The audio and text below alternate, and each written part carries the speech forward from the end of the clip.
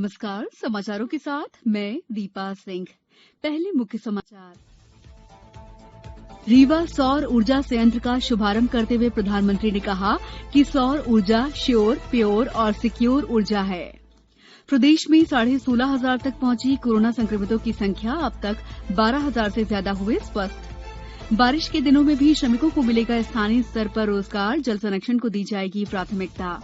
और ग्रामीण क्षेत्रों में पेयजल उपलब्ध कराने के लिए हर घर में दिया जाएगा नल कनेक्शन। अब समाचार विस्तार से। प्रधानमंत्री नरेंद्र मोदी ने कहा है कि सौर ऊर्जा आज की नहीं बल्कि 21वीं सदी में ऊर्जा की जरूरत का एक प्रमुख स्रोत बनने जा रहा है, क्योंकि सौर ऊर्जा श्योर, प्योर और सिक्योर अर्थात सुनिश्चित, शुद्ध और सुरक्षित है। आज रीवा के गुड़ में 1,590 हेक्टेयर क्षेत्र में स्थापित 750 मेगावाट के वृहद सौर ऊर्जा संयंत्र परियोजना को श्री मोदी ने वीडियो कॉन्फ्रेंसिंग के माध्यम से राष्ट्र को समर्पित किया। इस पूरे क्षेत्र को इस दशक में ऊर्जा का बहुत बड़ा केंद्र बनाने में मदद करे। इस सोलर प्लांट से मध्य प्रदेश के लोगों को, यहाँ के उद्योगों को तो बिजली मिलेगी ही, दिल्ली में जैसा अभी शिवराज जी बता रहे थे, मेट्रो रेल तक को रीवा से लाभ मिलेगा।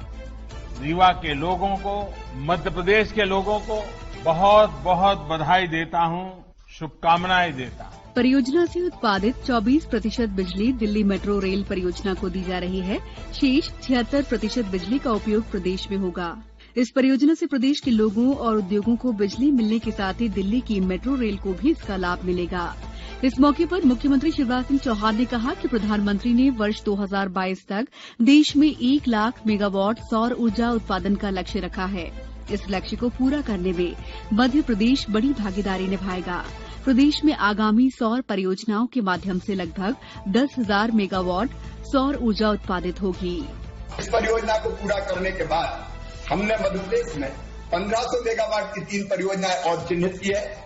आगरा, शाजापुर, नीमच सौर पार्क परियोजना, इन तीनों परियोजना के लिए भी हमारे टेंडर जारी कर दिए गए हैं और इन परियोजनाओं से उत्पादित विद्युत का संयोजन नेशनल ग्रिड के माध्यम से होगा, जिससे सस्ती बिजली प्रदेश के अलावा भारतीय रेलवे सहित 8 राज्यों को मिल सकेगी।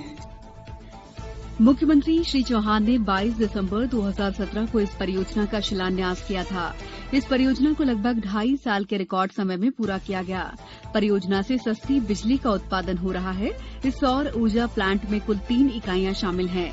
प्रत्येक इकाई में 250 मेगावाट विद्युत का उत्पादन हो रहा है। कार्यक्रम में राज्यपाल आनंदीबेन पटेल, केंद्रीय ऊर्जा मंत्री आर.के. सिंह के अलावा केंद्रीय मंत्री नरेंद्र सिंह तोमर, प्रहलाद पटेल, धर्मेंद्र प्रधान, फग्गन सिंह कुलस्ते और थावरचंद गहलोत भी शामिल हुए। प्रदेश में कोरोना संक्रमितों की संख्या करीब 16,000 हो गई है। वहीं 12,000 से अधिक लोग स्वस्थ होकर अपने घर लौट गए हैं। जानकारी के अनुसार राज्य में अब केवल 4,2500 ही सक्रिय मरीज हैं, जिनका इलाज किया जा रहा है। राजधानी भोपाल में कोरोना वायरस के 66 नए मामले सामने आने के बाद अब इनकी संख्या बढ़कर 3401 हो गई है। सिवनी जिले में आज 2 और कोरोना संक्रमित पाए गए। जिले में कोरोना संक्रमित मरीज की संख्या बढ़कर 20 हो चुकी है।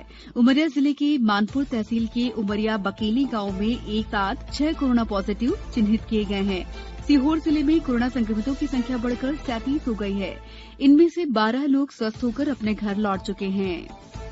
खंडवा से हमारे संवाददाता ने बताया कि जिले में आज फिर 5 कोरोना संक्रमित के मिलने से संक्रमितों की संख्या 381 हो गई है। जिला महामारी अधिकारी डॉ. योगेश शर्मा ने आकाशवाणी के माध्यम से लोगों से कोरोना से बचाव के लिए सामाजिक दूरी बनाए रखने और मास्क का उपयोग करने की अपील की है।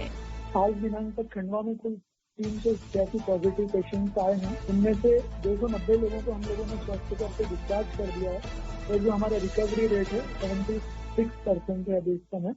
और मैं आपके माध्यम से सभी लोगों से अपील करना चाहता हूं कि सब लोग सोशल डिस्टेंसिंग का पालन करें।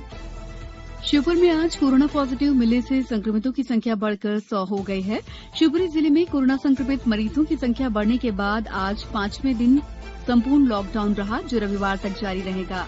छिंदवाड़ा जिले के जुन्नारदेव में 2 पॉजिटिव मरीज मिलने के बाद संक्रमितों की संख्या 72 हो गई है। कोरोना संक्रमण से बचाव के लिए राजधानी भोपाल के हनुमानगंज थाना अंतर्गत इब्राहिमगंज क्षेत्र में 12 जुलाई से 19 जुलाई तक लॉकडाउन के आदेश जारी किए गए हैं। कलेक्टर अविनाश लवनिया द्वारा इस आदेश में केवल इब्राहिमगंज क्षेत्र में लॉकडाउन लागू है। पूरे भोपाल में सप्ताह में केवल एक दिन रविवार को जनता कर्फ्यू रहेगा।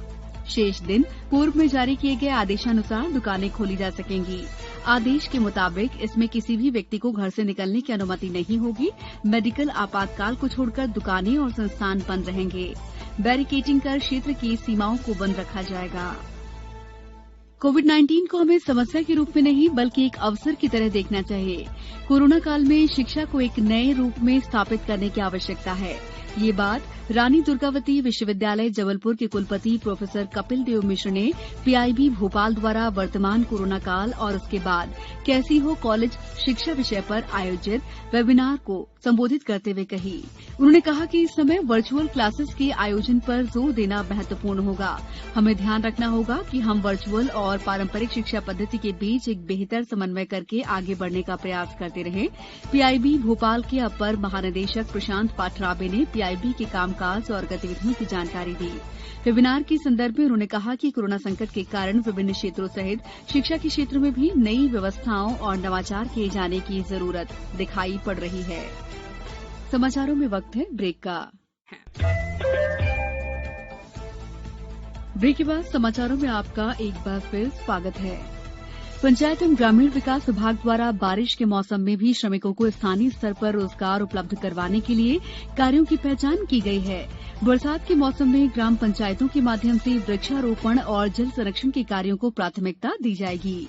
राज्य सरकार द्वारा वापस लौटे प्रवासी श्रमिकों और पूर्व से कार्यरत श्रमिकों को वर्षा काल में नियमित रोजगार उपलब्ध कराने के लिए मनरेगा की कार्य योजना में संशोधन चालू कर वित्तीय वर्ष में पूर्व निर्धारित लेबर बजट 20 करोड़ 50 लाख मानव दिवस को बढ़ाकर 34 करोड़ मानव दिवस किया गया है।